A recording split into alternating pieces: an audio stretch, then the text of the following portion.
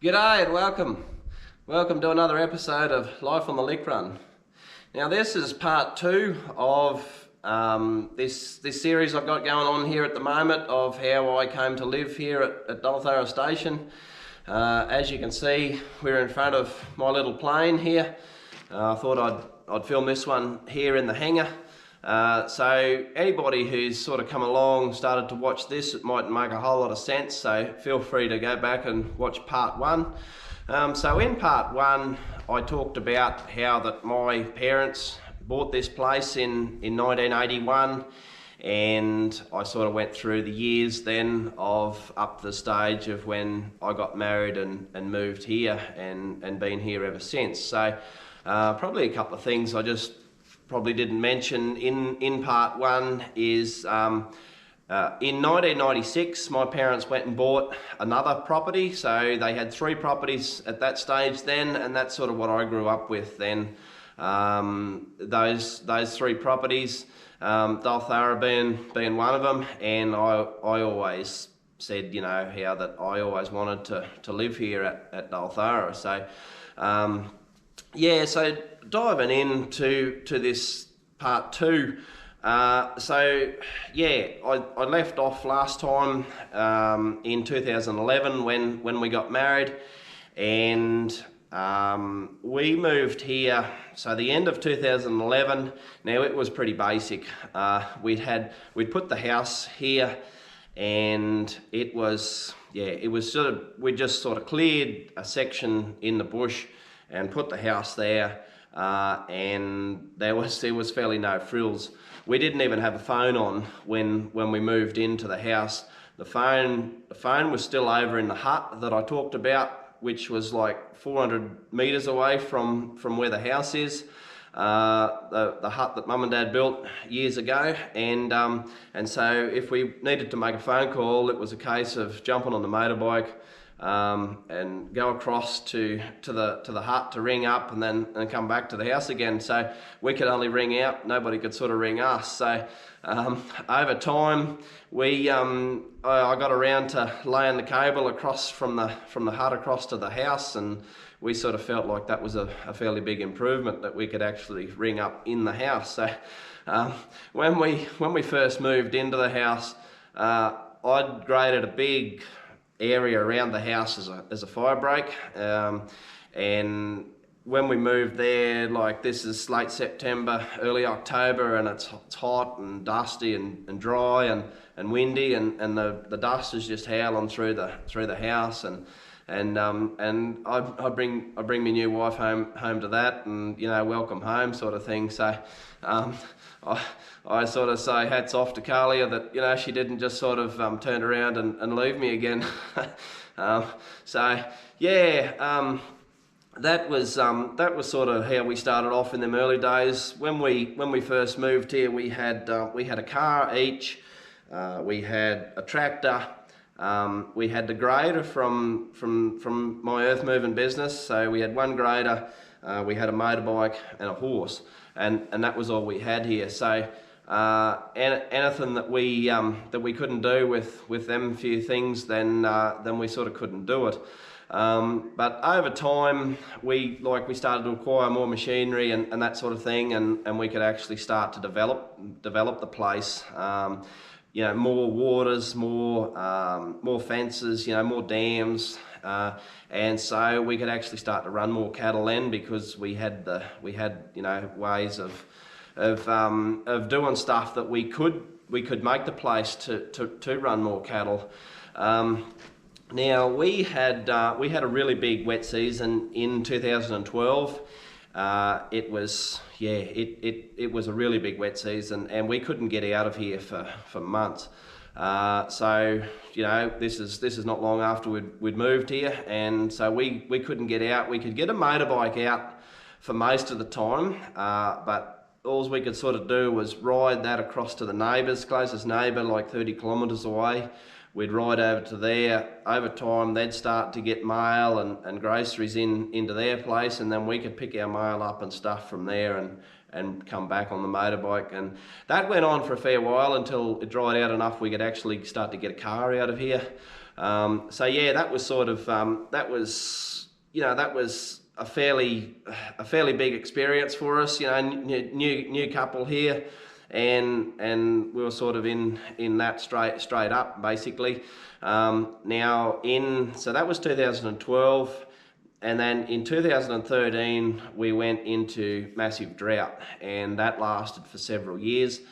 Now, we were we were shifting cattle around and trying to keep cattle alive and that sort of thing, fairly full on. And early that year, then, like Carlia, my wife, she had a big horse accident and got wrapped around a tree on a horse and smashed a knee to pieces. So she sort of spent most of that year like on crutches and in and out of hospitals and multiple surgeries and that sort of thing.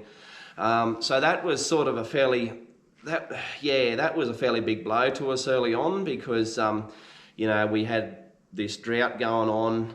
I was sort of away as much as I could on the machines, trying to make some money, because that was our only income at the time, and then trying to look after Carlia at the same time. So that was fairly full on there that year.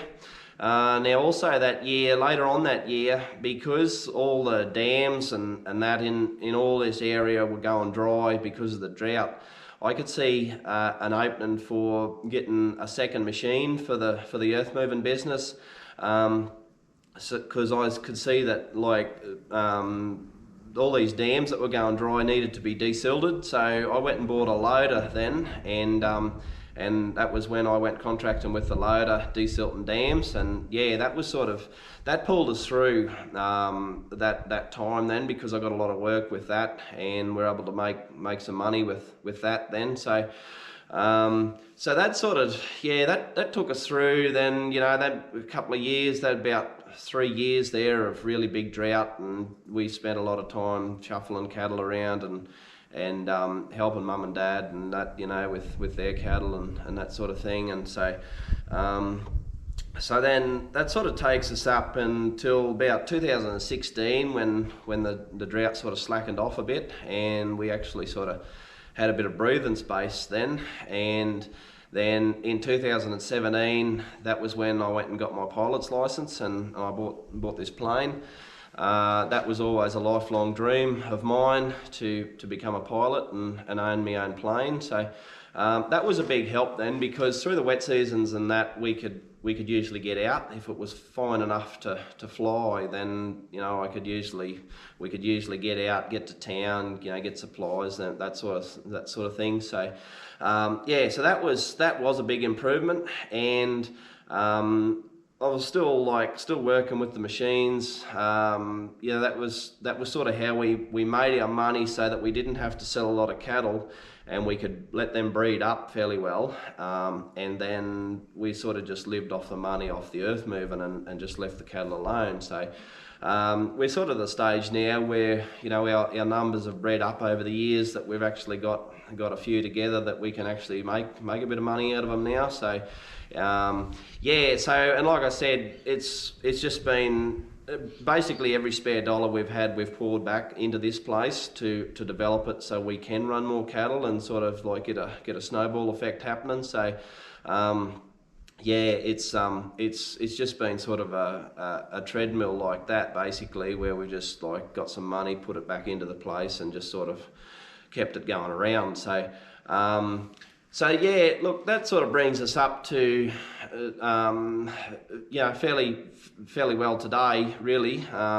The last few years has just sort of been more of the same.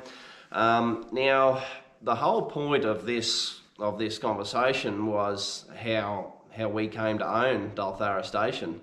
Now, it's a big question with a lot of farming families about how to do the transition from older generation to younger generation, and every farming family has a different take on it. how it should be done. But my parents were proactive in the transition across, and so in 2016, that was when they transferred Dalthara into our names. So then we actually became owners of Dalthara Station. So that was a really big help because it gave us security then to get bank loans against and that sort of thing. And then in, I think it was 2020, they transferred the other property that I talked about, so the one they bought in 96 rather. When they bought that in 96, they then transferred that property into my name, like into our names as well, so that gave us even more security. So yeah, so that's sort of like, that's our inheritance, but we've got it at a time that we can still use it, not just when we're old or something. So that has been a big help. And like I say, my parents were proactive in the transition process, and doing it when we sort of needed it, rather than down the track when we probably didn't really need it anymore.